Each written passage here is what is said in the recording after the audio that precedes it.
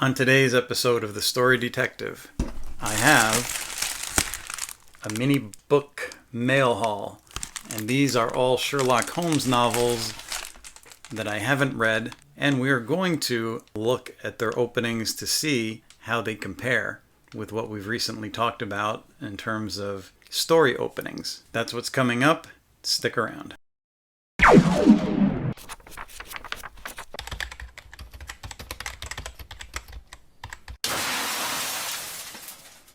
Cut through the openings on the back of some of these packages so I don't have to struggle through it on camera.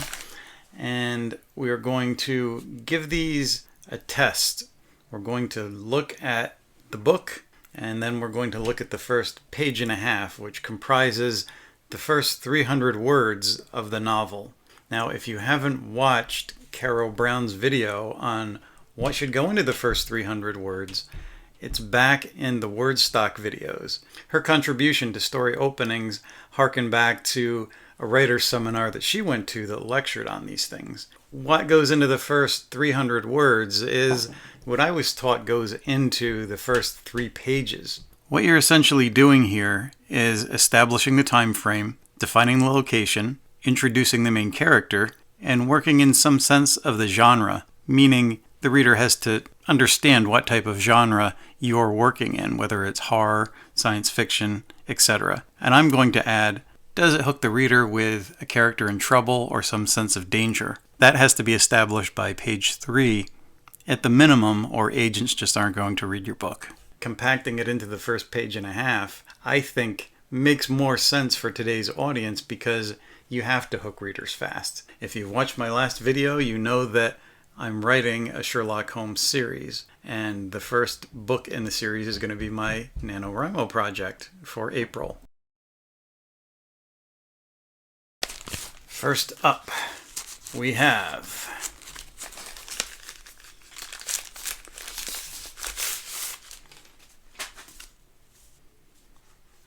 The Holmes Affair by Graham Moore.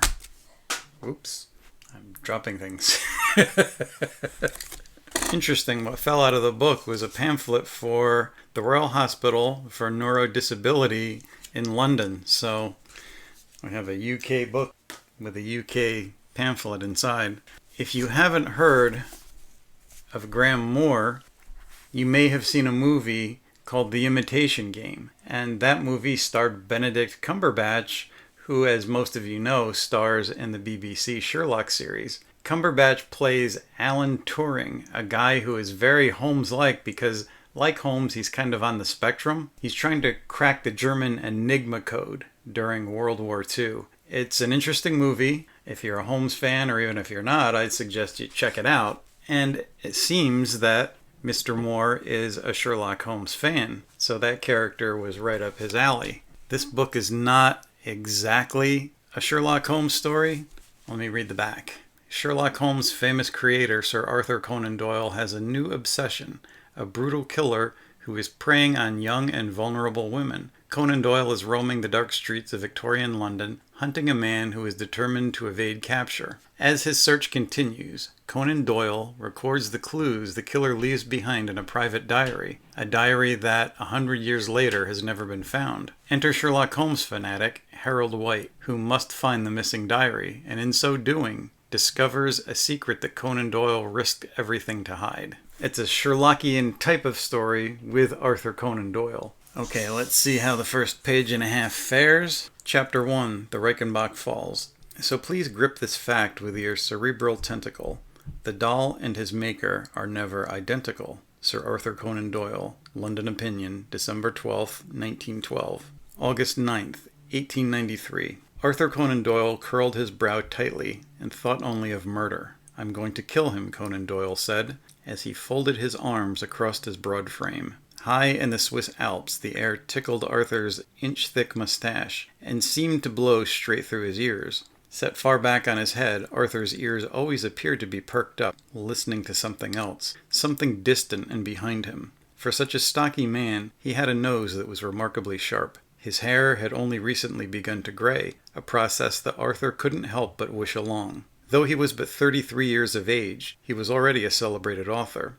An internationally acclaimed man of letters, with light ochre hair, would not do so well as a wizened one, now would he? Arthur's two traveling companions ascended to the ledge on which he stood, the highest climbable point of the Reichenbach Falls. Silas Hocking was a cleric and a novelist well known as far as Arthur's London. His recent offering of religious literature, Her Benny, was a work Arthur held in high regard. Edward Benson was an acquaintance of Hocking's, and was much quieter than his gregarious friend. Though Arthur had met the two men only this morning, over breakfast, at the Riffel Alp Hotel in Zermatt, he felt that he could confide in them safely. He could tell them of his mind and of his dark plans. The fact is, he has gotten to be kind of an old man of the sea about my neck, continued Arthur, and I intend to make an end of him. Hocking huffed as he stood beside Arthur, gazing at the vast expanse of the Alps before them. Tufts of snow melted yards beneath their feet into a mighty stream of water that had millennia ago driven a path through the mountain as it poured loudly into the frothing pool below.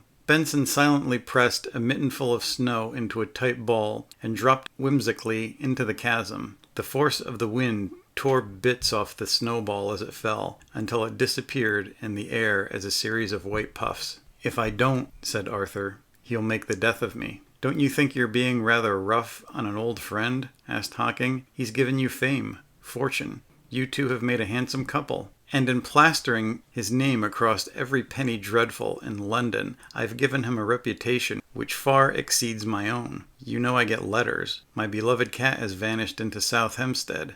Her name is Sherry Ann. Can you find her? Or, my mum had her purse snatched exiting a hansom in Piccadilly. Can you deduce the culprit?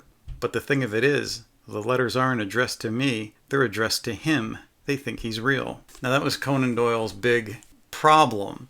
People thought Sherlock Holmes was real, and it kind of diminished him as a writer and as the creator in his mind. Now I think most of us today, if we created a character and we got letters believing that that character was real, we'd think we did an amazing job. But maybe it's the times, maybe it was Conan Doyle's ego. I don't know, since none of us really know the man. This bothered him. He wanted to write something different. He wanted to write historical fiction. And Sherlock Holmes kept getting in the way because his editors and the fans wanted more Holmes. And he was tired of Holmes upstaging him. This definitely checks all the boxes. Establishing the time frame, we know it's August 9th, 1893. Defining the location, we know they're in the Swiss Alps at the Falls of Reichenbach. In fact, there's some nice details about the falls. I especially like the snowball that's disappearing into the chasm, falling apart and disappearing into puffs of white. Also, it works in the genre. We know it's a murder mystery, although it's the death of a fictional character. That's a bit unusual, but it's intriguing. And when you combine that with Arthur Conan Doyle's deadly secret that he's keeping, how does all that work into killing off his character? So there's definitely some kind of sense of danger going on here. I would keep reading. How about you? Let's look at book number 2, which is The Sherlockian, also by Graham Moore. When I discovered he had written a couple of Sherlock Holmes style stories, it seemed like something less typical, and that appealed to me. If it was someone who would actually get into the times of the characters like he did in the Imagination Game, then I thought this would be a very appealing story. So here, looking at the back of it, December 1893. Hungry for the latest Sherlock Holmes installment, Londoners ripped open their Strand magazines, only to reel in horror. Holmes's creator, Arthur Conan Doyle, had killed their hero off. We have kind of a connection there. London crowds demanded an explanation, but the cryptic author said nothing. 8 years later, Conan Doyle abruptly brought Holmes back for a new series of adventures. Again, the author said nothing. After his death, the diary that would have shed light on his mysterious reasons went missing. Since then, it has never been found, or has it? January 2010. inducted into the Society of the Baker Street Irregulars, Harold White never imagined he would hunt for the holy grail of Holmesophiles, the missing diary. But after the world's leading Doylean scholar is murdered, it is Harold, using wisdom gleaned from countless detective stories, who must take up the search for the diary and the killer. Now, in a journey from New York to London, from the present day into the historical melee of Conan Doyle, Harold delves into the arcane history of Sherlock Holmes and his creator, discovering a secret that proves to be anything but elementary. So again, not exactly a typical Sherlock Holmes story, but one that could be interesting. And it seems that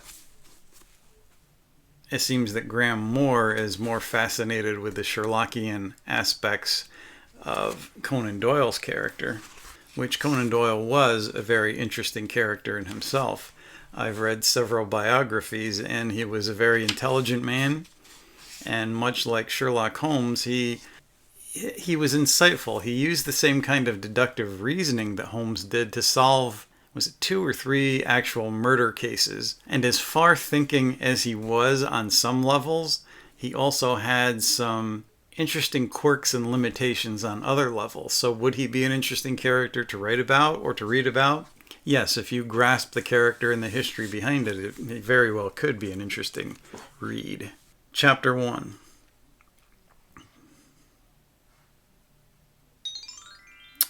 Uh-oh. This is the exact same book. I didn't read far enough when I picked these up. Apparently what I have is the same novel, but one is the English version and one is the American version. So you didn't write 2 separate books. This is the same book. I should have done a little more deduction before I purchased them, so the joke's on me there.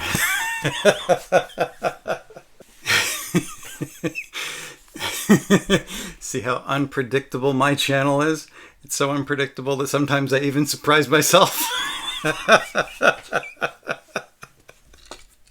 If anyone wants a copy, I have an extra. Okay, shall we get on with book number 3 and see if I bought the same book 3 times?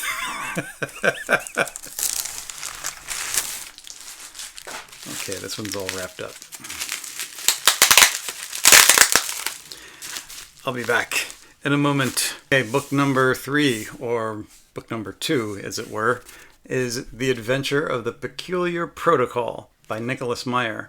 Now, Nicholas Meyer has written several Sherlock Holmes books before. If you're a Sherlock Holmes fan, hold on a second, then you've probably heard of The 7% Solution, because it's one of the more popular Sherlock Holmes novels. This deals with Holmes's drug addiction. The scenes here between Sigmund Freud and Sherlock Holmes are pretty ingenious, and Nicholas Meyer was like 29 years old when he wrote this book. So though you hear a lot of things about young writers, old writers, experience in life, everyone's experience is different. And though this was written at a time when he was cutting his writing teeth, there's very ingenious scenes, and it's a well-written book. So much so that it was turned into a movie, which Nicholas Meyer also wrote. He wrote some of the more famous Star Trek movies, like The Wrath of Khan. Well, actually, he directed The Wrath of Khan, but even though he wasn't given screen credits,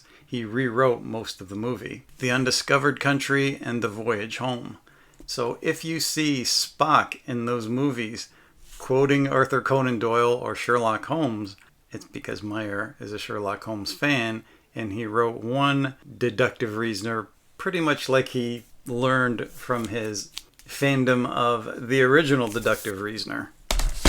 So now Meyer is back with a new Sherlock Holmes story.